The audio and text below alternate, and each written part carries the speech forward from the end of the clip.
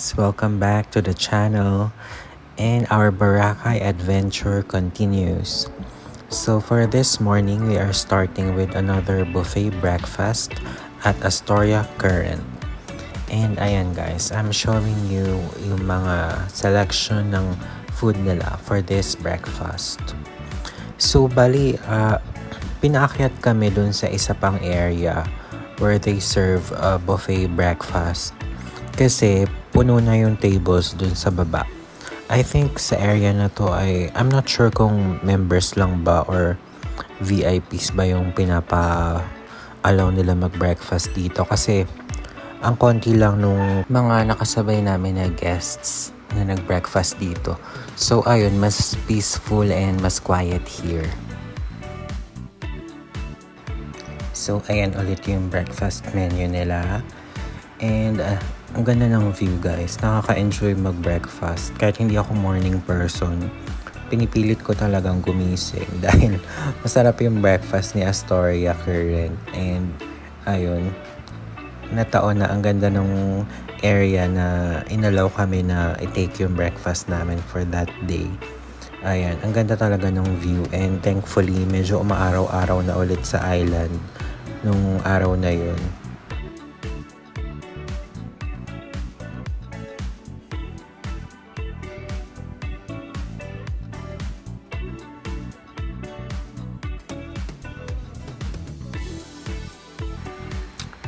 So ayun guys, after namin mag-breakfast ni Ate Faye, nag-decide na kami na pumunta naman sa beach and mag-dip ng konti.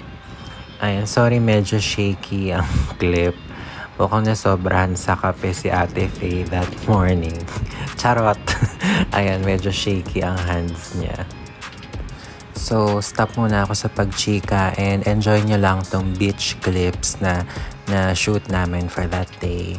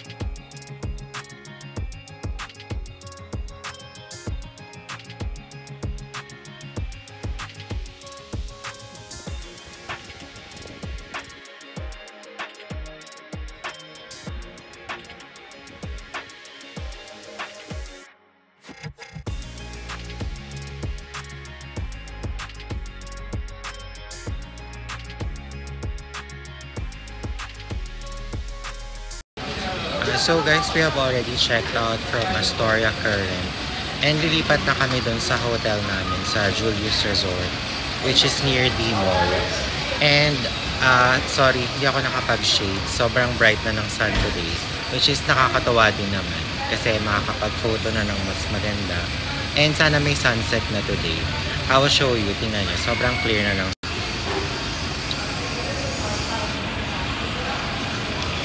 and sana magtuloy-tuloy na yung magandang weather hanggang sa pag-depart namin dito sa island. So ayun, I'll see you guys later. Bye! So ayun na nga guys, nakapag-check out na kami kay Astoria Current and lilipat na kami dun sa Julius Resort. And I'll show you yung e-trike trip namin para makita nyo yung Boracay Main Road during daytime. So we're traveling from Station 3 papunta sa D-Mall area.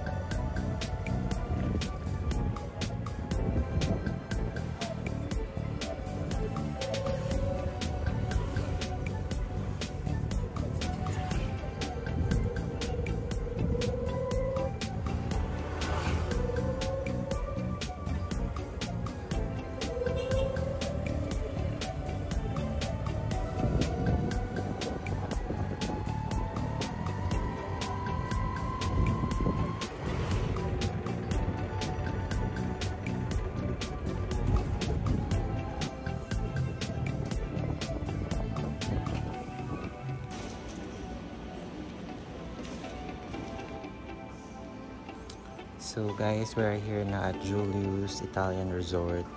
And binigyan ulit nila ako ng welcome drink. Ayan. Ayan, color yellow ang accessories natin today. And one travel hack that I will share with you para always smelling good and fresh ay magdala tayo lagi ng mga travel size na perfume, yung mga samples na pinapamigay sa counters minsan. So, itong nadala ko ay Gucci Premier. And ang notes daw niya ay Orange Blossom, Freesia, and Musky notes. And very light and fresh lang yung smell niya, guys. Perfect for the summery weather here in Boracay. So, naglalakad na ako papunta sa Back Beach or yung Bulabog area. And pupuntahan ko yung sister ko na nag-check-in sa Aqua Boracay. Silipin natin kung ano yung itsura ng hotel na yon, which is fairly new and medyo kakari-open lang din. So guys, kung gusto nyo mag-try nung activity na kitesurfing, I think dito talaga siya in-offer mostly sa Back Beach. And ayan, makikita nyo. O, diba? May kitesurfing school. Ayan, mag-enroll na tayo. Charot. Ayun. So, kung mapapansin nyo guys, hindi naman kasi talaga ako yung traveler na mahilig sa mga adventures or mga parang heart racing activities, ganyan. I'm really a very laid back and chill type ng traveler. Kumbaga, very tito na, ganun. So, kung trip nyo yung mga ganun na vibes, I mean, just keep on supporting the vlog. And I thank you and appreciate all of you guys na nanonood sa mga vlogs ko. Kahit kakastart ko lang dito sa YouTube channel na to. And yes, nandito na tayo sa loob ng Aqua Boracay. And guys, medyo strict sila sa security. So, pina-ask ako na mag-register dun sa front desk. And kung sino yung, kinuha yung room number nung sister ko para siguro talagang control nila yung mga pumapasok dito sa resort. And for safety and security purposes din naman. So, ayun, ang ganda ng pool nila and it reminds me of yung Movenpick Boracay. And super quiet and peaceful. Sobrang konti lang ng guests nila. Ayan. And so, lalakad na ako pabalik sa main or sa White Beach area. And magko-coffee kami ni Ate Faye. At makikita niyo yung isa sa mga favorite cafes ko here in Boracay.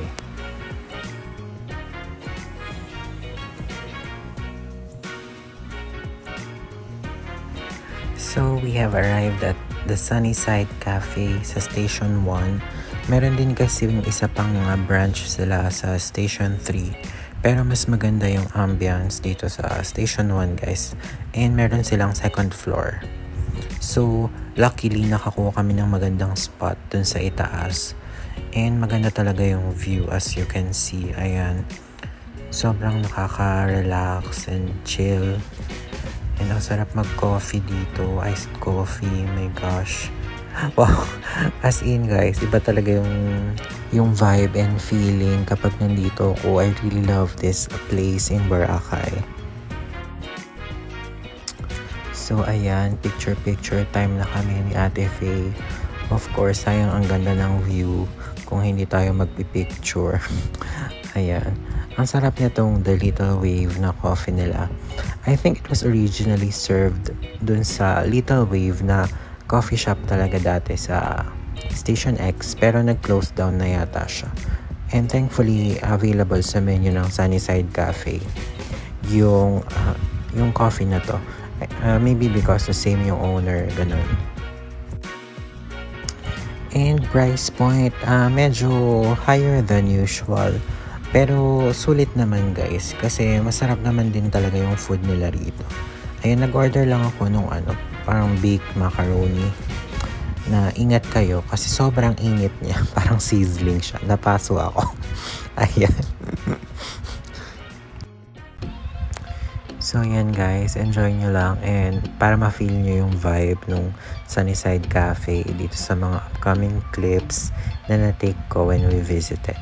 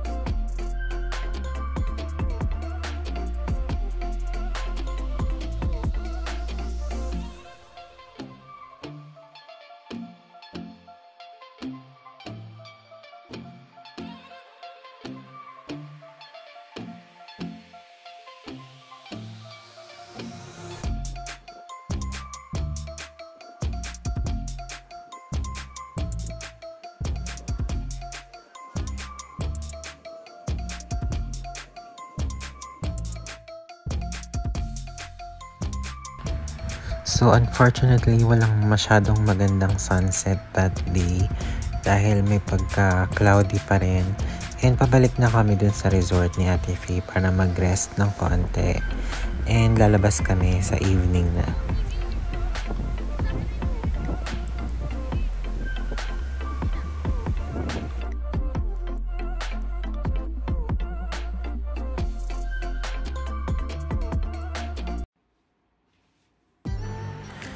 So, nag-freshen up lang kami and nag-change outfit. And lumabas na kami to have some milk tea. Magdi-dinner dapat kami pero naisip namin na busog pa pala talaga kami. So, ayun, nag-milk tea na lang kami ni Ate Faye.